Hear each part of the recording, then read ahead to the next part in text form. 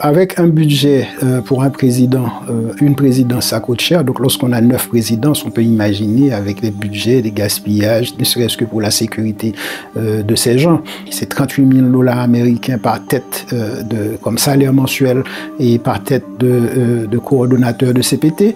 Et plus un budget de fonctionnement, donc une présidence pratiquement avec son cabinet multiplié par 9. Donc ce qu'on considérait autrefois comme étant des grands partis ou des ténors de la politique haïtienne se sont tous rabaissés dans ce type d'arrangement malsain pour pouvoir mettre leurs mains dans le trésor de l'État. Et là, c'est une gabegie énorme. Aujourd'hui, l'État est sous contrôle et sous administration des bandits.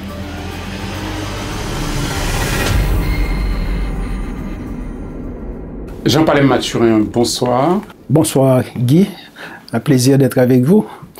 Alors, est-ce que vous pouvez vous présenter pour ceux qui ne vous connaissent pas? Je suis Jean Palem Mathurin, je suis originaire des Cayes, dans le département du sud d'Haïti. Je suis un ingénieur agronome, j'ai détenu un doctorat de sciences économiques, un postdoc en intelligence économique et stratégique. Et puis, je suis marié, j'ai 2 enfants, je suis un professeur des universités, un patron d'entreprise et également un acteur politique haïtien. Je pense que très succinctement, on peut s'arrêter ici. Oui, pour l'instant, effectivement, vous avez un parcours assez riche. On peut dire ça parce que vous avez aussi travaillé pour des organisations internationales, n'est-ce pas? J'ai travaillé comme haut fonctionnaire de l'État haïtien et également comme expert et consultant auprès que ce soit de la Banque mondiale, de la BID, de la CARICOM, etc. D'accord. Alors, pour qu'on situe bien le personnage, c'est-à-dire que vous avez effectué vos études à l'étranger, et en particulier en France, et après vous avez choisi de retourner dans votre pays. C'est bien ça? J'ai commencé avec le baccalauréat, la faculté d'agronomie et de médecine vétérinaire de l'Université d'État d'Haïti, jusqu'à ma formation avec spécialisation en économie et développement rural. Puis, je suis rentré en France faire des études d'économie avancées jusqu'au niveau doctoral et postdoctoral. Alors, entre le doctorat et le postdoctorat, donc j'ai travaillé comme économiste en chef pour Haïti pendant 5 ans, de 2006 jusqu'à 2011. Et puis, depuis 2011, je me suis remis à mon compte et comme expert et consultant à résidence. D'accord. Et aujourd'hui, vous vivez en Haïti? Je vis en Haïti. Et ceci depuis 2006. Donc je fais des va-et-vient, mais je suis résident à plein temps en Haïti. D'accord. Alors, c'est vrai que là, ce que vous me dites là, ça suppose beaucoup de questions. Comment peut-on faire des va-et-vient en Haïti aujourd'hui, sachant que voilà, les difficultés de déplacement sont énormes? C'est très difficile. Très difficile. Déjà, pour sortir de Port-au-Prince et aller au Cap-Haïtien, ça coûte beaucoup plus cher déjà pour faire Miami à Tokyo ou bien Miami à Paris. Du Port-au-Prince vers le Cap-Haïtien, ça coûte plus cher, ou 25 minutes de vol. L'autre problème, c'est la difficulté à trouver un passage. Ça, c'est... je ne veux pas me plaindre sur ces situations, mais je peux vous dire très brièvement que c'est très compliqué. Très compliqué. D'accord. Et aussi, j'imagine au quotidien, vous avez dû aussi adopter des stratégies de survie au quotidien pour vous déplacer aussi. À l'intérieur du pays, bon, notamment, on est beaucoup plus concentré aujourd'hui. Si on est dans la région, dans la zone de l'Ouest, dans la capitale, on est beaucoup plus concentré sur Pétionville, route de Delma et la route de l'aéroport. Si on a besoin de se rendre dans le sud, il faut déjà quitter Port-au-Prince, aller au Cap-Haïtien, prendre un vol du Cap-Haïtien pour vous amener dans le sud. Bien entendu, lorsqu'on est à l'extérieur de la région métropolitaine de Port-au-Prince, la circulation est de loin beaucoup plus facile. Et pour ceux et celles qui sont dans la région métropolitaine de Port-au-Prince, c'est vraiment un calvaire. D'accord. Alors, Jean Palem Mathurin, alors, vous l'avez dit, vous êtes agronome, ingénieur agronome, vous êtes économiste et vous êtes également chef d'entreprise. Alors, je crois que vous êtes promoteur d'un projet, parce que dont on a entendu parler vaguement. Là, étant donné que vous êtes là, vous pouvez nous en dire plus. Oasis Village Zone Franche Internationale, c'est comme le nom l'indique, c'est un grand projet de zone franche qui va être établi dans la région du nord d'Haïti, sur 2 communes, la commune de Ferrier et la commune de Fort-Liberté. Le projet va se situer sur la baie de Mancenilles. Baie de Mancenilles, c'est cette partie-là qui prend de la sortie de la baie de Fort-Liberté pour aller jusqu'à la frontière à la rivière Massacre, qui sépare Haïti de la République dominicaine. Donc on est au bas de cette zone de la commune de Ouanamet, où il y a eu beaucoup d'histoires au sujet du canal qui s'était produit. Mais nous, on est dans une zone qui est une zone pratiquement aride, et que cette zone-là a été utilisée pendant l'occupation américaine pour la production de sisal, et depuis la fin de l'occupation américaine, c'est une zone qui n'est pas du tout utilisée. Maintenant, ce qu'on va faire là-dedans, c'est une planification pour un développement qui ne ressemble pas du tout à ce qu'Haïti a l'habitude de faire.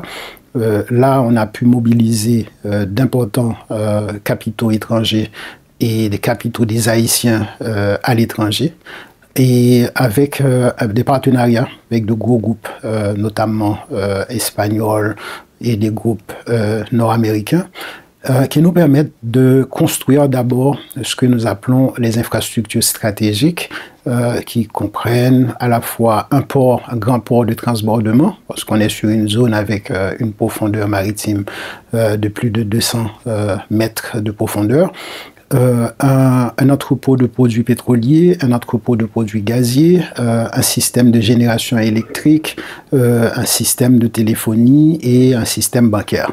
Donc on met en place d'abord, la première phase du projet consistera à mettre en place ces ensembles d'infrastructures qui, en elles-mêmes, initient en quelque sorte le lancement de ce projet de zone franche. La suite, il y aura une partie dédiée à l'aménagement industriel où l'on va recevoir, là on a une liste de 19 entreprises étrangères qui se sont déjà positionnées pour venir opérer dans cette zone franche industrielle, qui nécessite justement ces infrastructures au préalable, mais que ces infrastructures en elles-mêmes, c'est un marché pratiquement international qui est mis en place dans cet endroit.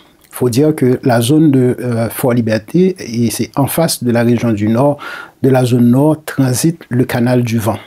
Et dans le canal du Vent passe une très grande majorité des navires de commerce entre l'Europe et le canal de Panama et la côte est des États-Unis. Donc, et donc, dans cette position-là, que ce soit pour le port de transbordement, que ce soit pour le marché des produits pétroliers, des produits gaziers, et les opérations seront extrêmement importantes. Maintenant, en plus, donc ça va attirer les entreprises à venir s'y installer parce que les coûts de production seront extrêmement abordables. Et en plus, là, on est dans un carrefour commercial extrêmement important. Après cette zone industrielle, donc on a une zone qui sera dédiée à l'intérieur de ce même espace pour les services maritimes de type marina et services aux navires type service à cale sèche. Et puis, il y a une 4e zone à l'intérieur de la zone franche qui serait dédiée à de l'aménagement urbain en tant que tel, pour créer une zone de vacances pour des gens capables de faire des vacances ou d'avoir des appartements de grand standing dans le territoire haïtien, tout en ayant l'ensemble complexe de sécurité, que ce soit à caractère maritime, aérien ou terrestre.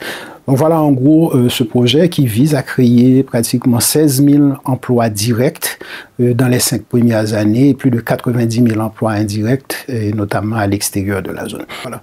Oui, donc c'est un projet énorme. Mais qu'est-ce qui, en fait, concrètement, en 2 mots, mais qu'est-ce qui bloque aujourd'hui ce projet qui empêche sa réalisation?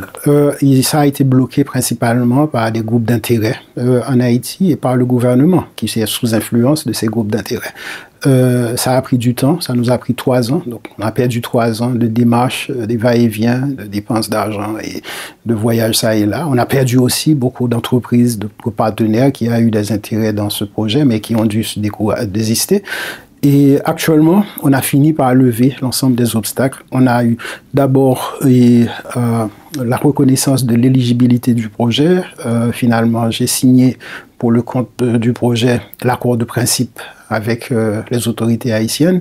Et là, nous sommes dans le processus d'arpentage pour pouvoir engager les études d'impact devant déboucher sur l'engagement du projet. Donc, ça a pris du temps, mais on a fini par vaincre les inerties traditionnelles et aujourd'hui, nous sommes dans la phase de finalisation de la première phase de ce projet. Juste un éclaircissement en 2 mots. Vous dites que des groupes d'intérêt, c'est ce que vous avez eu d'abord comme obstacle.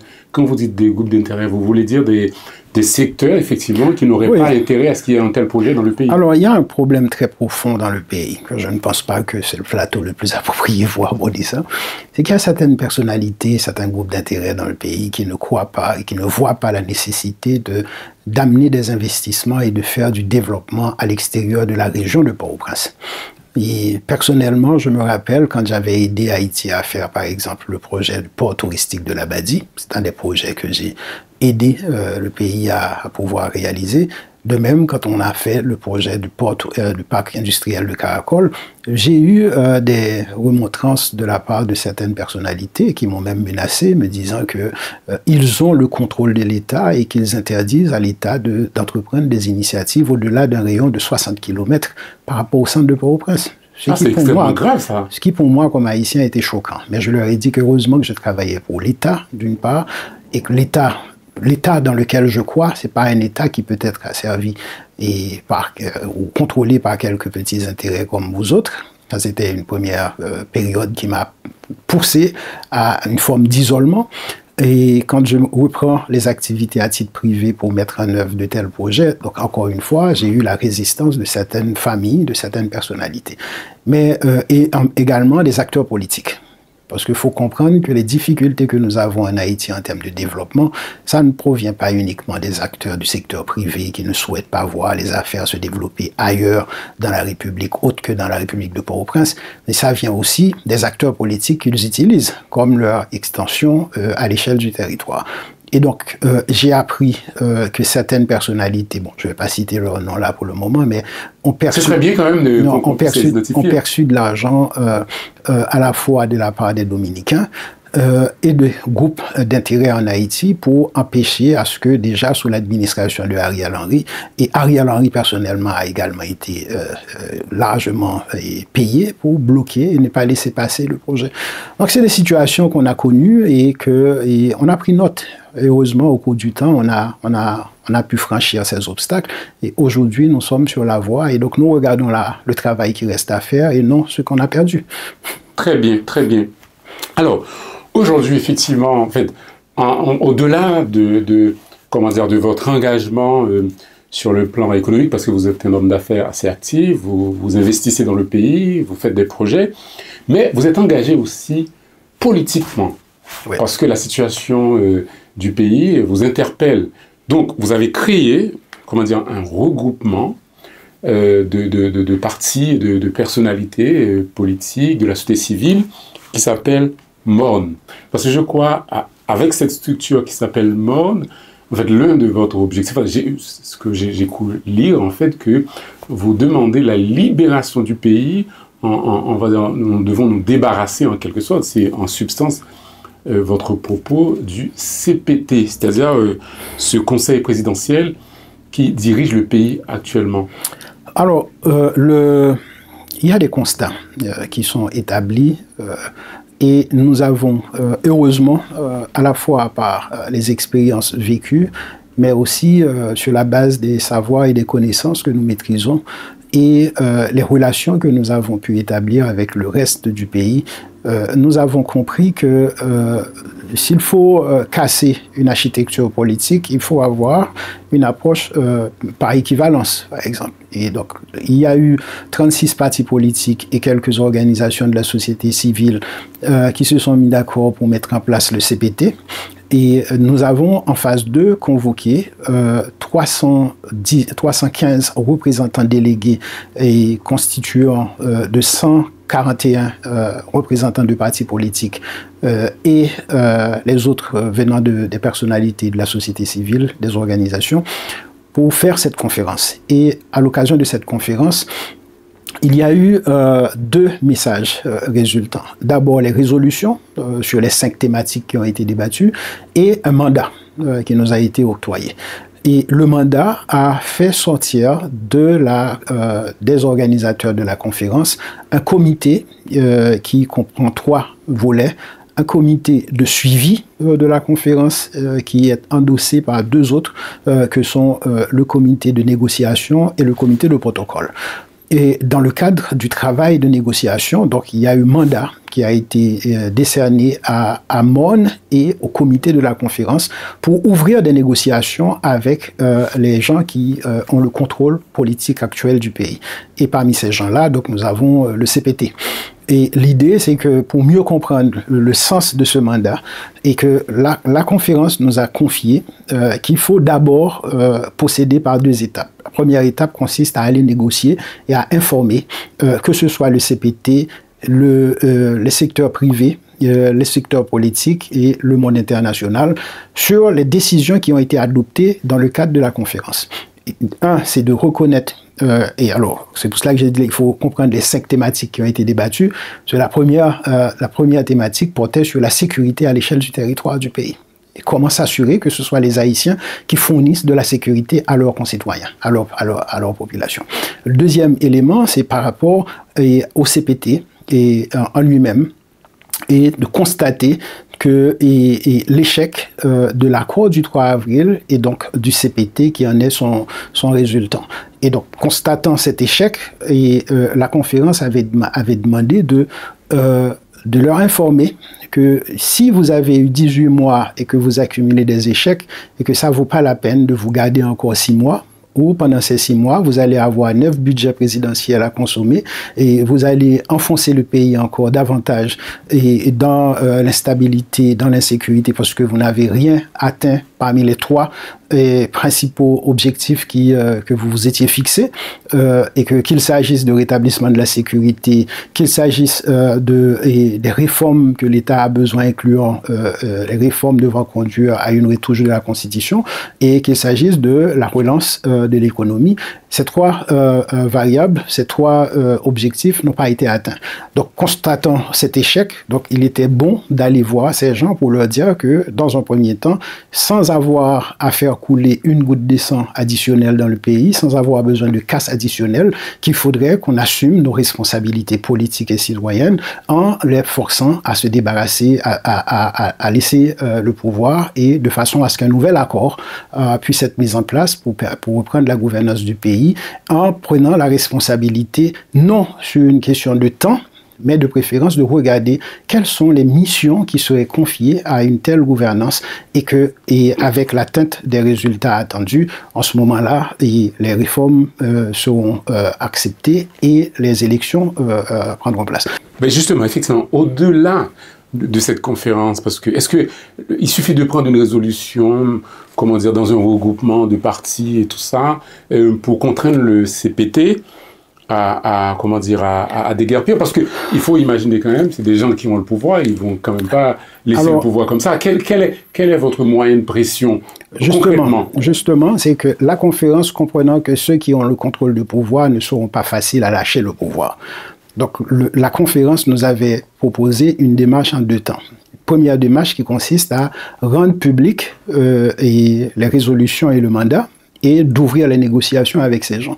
Et c'est ce que nous avons fait. Et la conférence nous avait également informé que si d'aventure, et sur une période de 8 semaines, et qu'il n'y ait pas de réponse définitive de la part de l'exécutif, en ce moment-là, la conférence va prendre la chose en main. Et ce que nous n'avons pas souhaité, c'est que c'est un pays qui est déjà trop cassé. Vous comprenez, Guy, qu'aujourd'hui, c'est un pays où la capitale est pratiquement à 90% contrôlée par les bandes, et l'administration de l'État a fui le centre-ville, et l'État se trouve être logé actuellement dans des petites chambres et dans des maisons privées, et que les citoyens n'ont pas accès aux services de l'État lorsqu'on est dans la région métropolitaine de Port-au-Prince. Le principal port qui dessert le pays est à Port-au-Prince, et ces zones sont sous autorité des bandits, la même chose pour l'aéroport international, etc. Donc c'est inacceptable de telles situations, et le pays n'a pas besoin d'être cassé davantage. Donc c'est pour cela qu'on a pris la démarche démocratique, la démarche diplomatique, diplomatique pour aborder ces gens. Maintenant, la représentation de la population qui faisait partie de cette conférence nous avait dit, si d'aventure il résiste, étant donné que vous aurez à informer et l'international et les acteurs nationaux et les acteurs politiques, à partir de ce moment-là, les interventions majeures vont se mettre en place. Nous, personnellement, je ne souhaite pas qu'on passe à cette phase majeure. Et de fait, certains représentants du CPT ont compris les enjeux et lundi dernier, l'un des 9 membres avait déjà demandé à avoir une réunion avec le comité de négociation du MON. Et maintenant, ils sont en train de préparer une réunion pour que le MON rencontre l'ensemble des 9 membres du CPT, et notamment l'ensemble des membres qui ont pouvoir de vote. Parce que eux autres aussi, apparemment, ils ont compris le danger vers lequel ils sont en train d'amener le pays. D'accord. Est-ce que vous pensez que le CPT a un agenda secret? Donc, est-ce que vous pensez qu'ils n'ont aucune volonté d'organiser des élections, de se retirer? Voilà. Je ne vais pas dire ça comme ça. Guy, j'ai parlé avec un certain nombre de membres du CPT parce que, la première des choses, nous sommes des Haïtiens.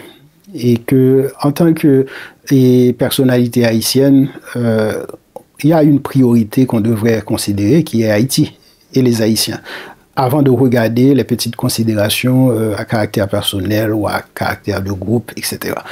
En parlant avec ces acteurs leaders du CPT, on a compris que effectivement, ils ont des contraintes de la part de certains groupes de personnes qui ont mis leur argent et qui sont en train de tirer profit de cette situation pénible que traverse le peuple. Et en même temps, ils sont piégés. Certains d'entre eux sont piégés. Maintenant, est-ce qu'il y a un agenda caché?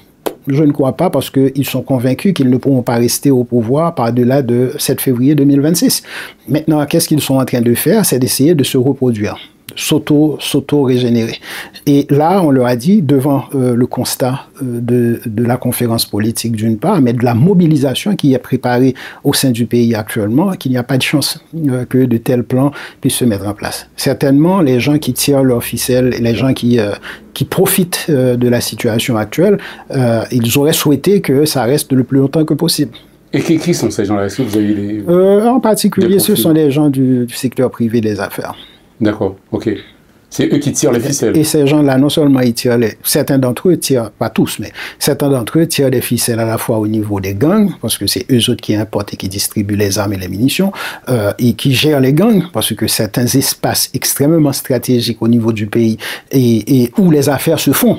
Si on prend le cas, par exemple, des entrepôts de produits pétroliers qui se situent au bas de la ville.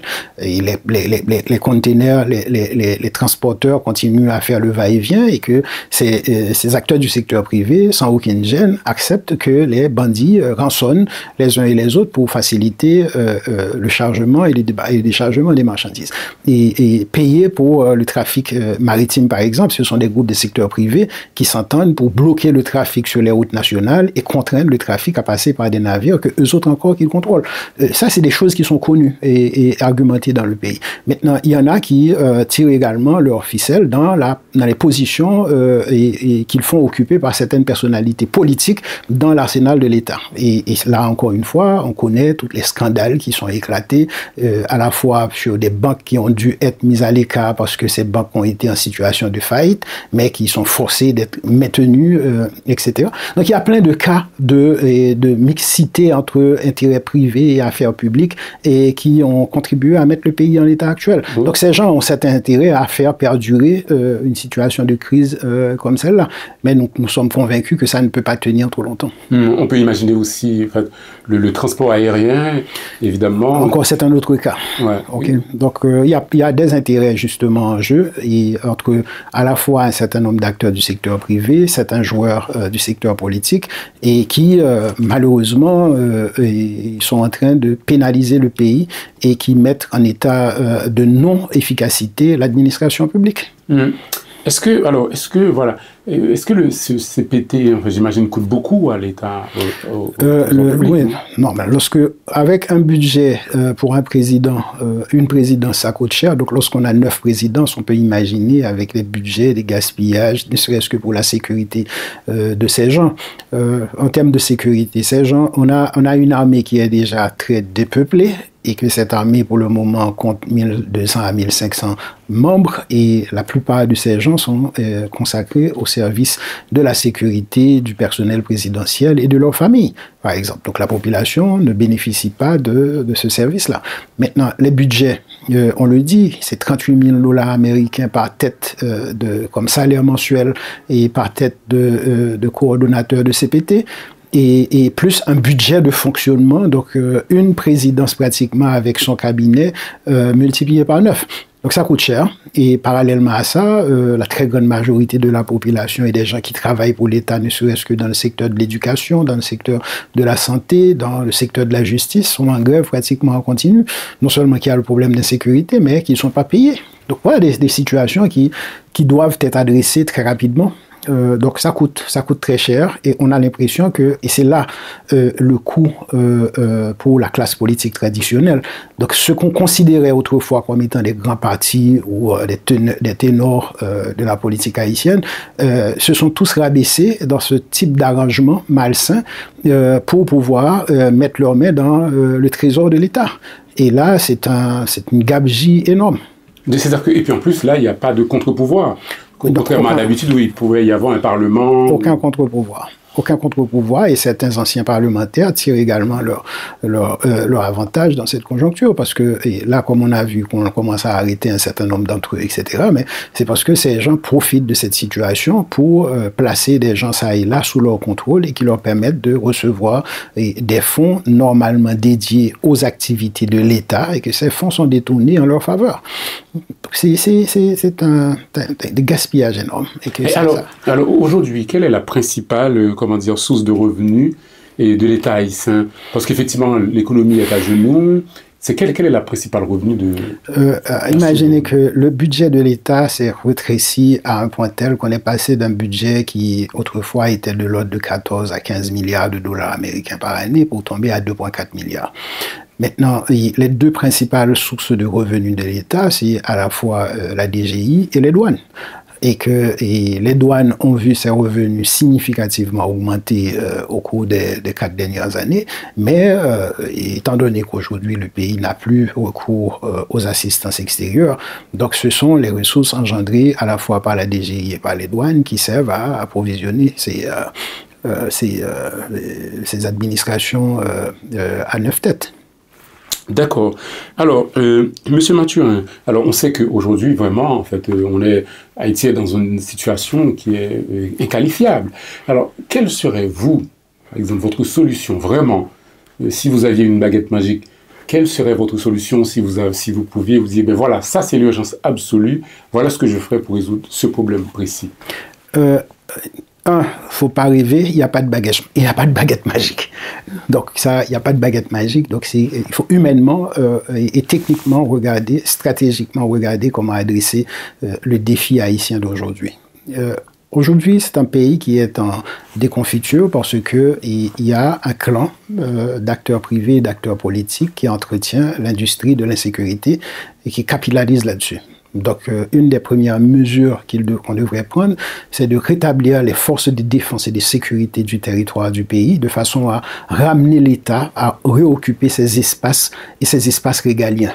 Et ça, c'est une urgence des urgences. Et donc, quand l'État fuit, donc la population est complètement livrée à elle-même. Donc il faut rétablir l'État dans ses droits et permettre de rétablir la confiance des citoyens dans l'establishment public. Ça, c'est une des urgences des urgences. Deuxième grande urgence qu'il faudra adresser, à partir du moment qu'on rétablit l'État dans ses droits, donc c'est faire reculer l'insécurité.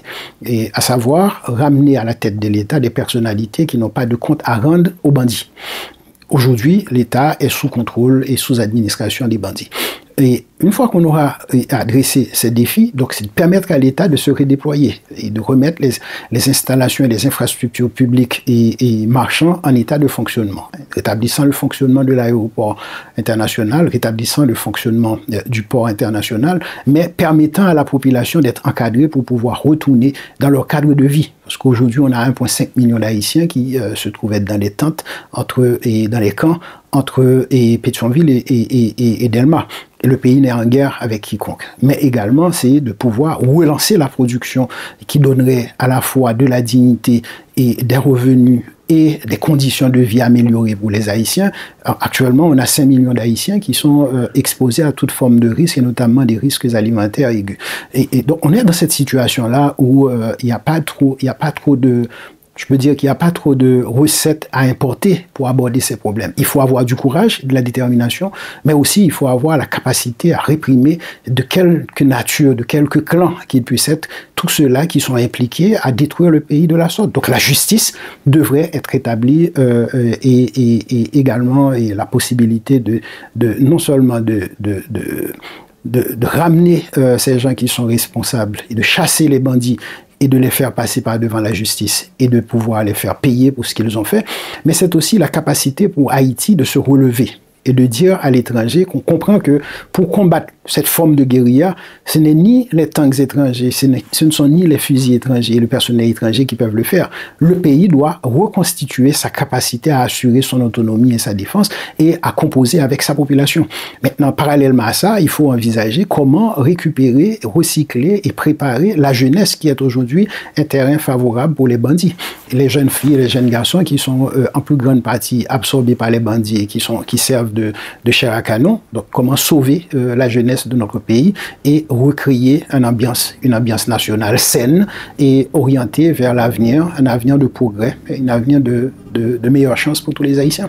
Ouais, c'est vrai. Et puis en plus, cette jeunesse, évidemment, souvent, qui est, comment dire, comme vous dites effectivement, qui est la chair à canon pour les bandits, et quand elle a les moyens aussi, quitte le pays. Donc ça, c'est un autre drame. Justement, c'est qu'un pays qui n'offre pas, comme c'est le cas aujourd'hui, d'opportunités à ses concitoyens, encourage ses concitoyens à fuir. Parce qu'en gros, on voit combien que les Haïtiens ont détruit depuis 2014, sous l'administration de Martelly, il y a eu des incitations à ce que les Haïtiens quittent le pays. On ne savait pas qu'il y avait un plan de la sorte, un plan macabre aussi terrible qui était en train d'être monté. Donc on a encouragé les Haïtiens à détruire leur capitalisation pour pouvoir s'acheter des visas ou s'acheter des billets et fuir vers le Brésil, l'Équateur, l'Argentine, en fait les États d'Amérique du Sud. Et parallèlement, la France, le Canada, les États-Unis en recevaient pas mal. Et par la suite, ça s'est détérioré considérablement parce que le pays se trouve en déficit de ressources humaines, que ce soit au niveau de son administration, que ce soit au niveau des acteurs privés. Et le dernier coup, c'est avec le programme Biden, où, encore une fois, beaucoup de cadres et beaucoup de gens qui avaient leur affaire opérant dans le pays et vivent dignement ont dû tout vendre et tout abandonner pour aller se faire humilier, aller risquer leur vie et pour atteindre les frontières américaines. Et voilà maintenant que le retour de bâton qui se fait à la fois du côté américain, à la fois du côté des Dominicains, à la fois du côté des Bahamas, etc. Et maintenant, lorsqu'un pays n'offre pas d'encadrement et d'opportunités à ses concitoyens, donc le pays s'expose à de tels risques. Donc nous pensons que c'est une urgence pour que ce pays puisse redonner confiance à ses concitoyens et se préparer et notamment avec des politiques publiques fermes. Et l'une de ces politiques, c'est comment qu'on peut adopter et mettre en œuvre une politique de décentralisation effective de l'État qui permette à ce que les gens dans les 10 départements administratifs du pays puissent avoir les infrastructures qu'il faut, les opportunités d'emploi qu'il faut, les services publics et d'accompagnement qu'il faut, et également les accès au crédit et aux affaires qui permettent à ce que les gens puissent vivre et s'épanouir, s'enrichir et de se sentir bien chez eux. Très bien. Mais tout ça, évidemment, c'est des diagnostics, effectivement, qu'on pose à peu près dans des termes souvent différents, mais ça ne peut pas, en fait, il y a toujours... Ça ne tombe pas du ciel. Oui, ça ne tombe pas du ciel. Mais alors, est-ce que vous pensez que notre problème, aussi, c'est dans notre incapacité, évidemment, à prendre conscience et à nous unir pour vraiment construire une société digne? Si je vais le prendre beaucoup plus de façon très pragmatique, c'est comme si on a l'impression qu'il y a eu un processus de déshaïtianisation des Haïtiens et dénationalisation des Haïtiens. Donc ce qui porte les Haïtiens à ne plus se reconnaître comme étant ceux dont ils ont hérité leur histoire, leur parcours, leur exemple à l'échelle mondiale. Donc, ce travail de SAP a maintenant conduit le pays à fonctionner comme si les gens étaient de passage.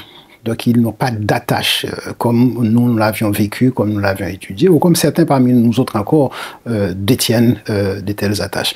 Maintenant, ce qu'il convient de faire, c'est de justement réinitialiser, réconscientiser, rééduquer et réadapter cette population en mettant à sa disposition ce qui permette à un peuple de s'émerger et de vivre convenablement.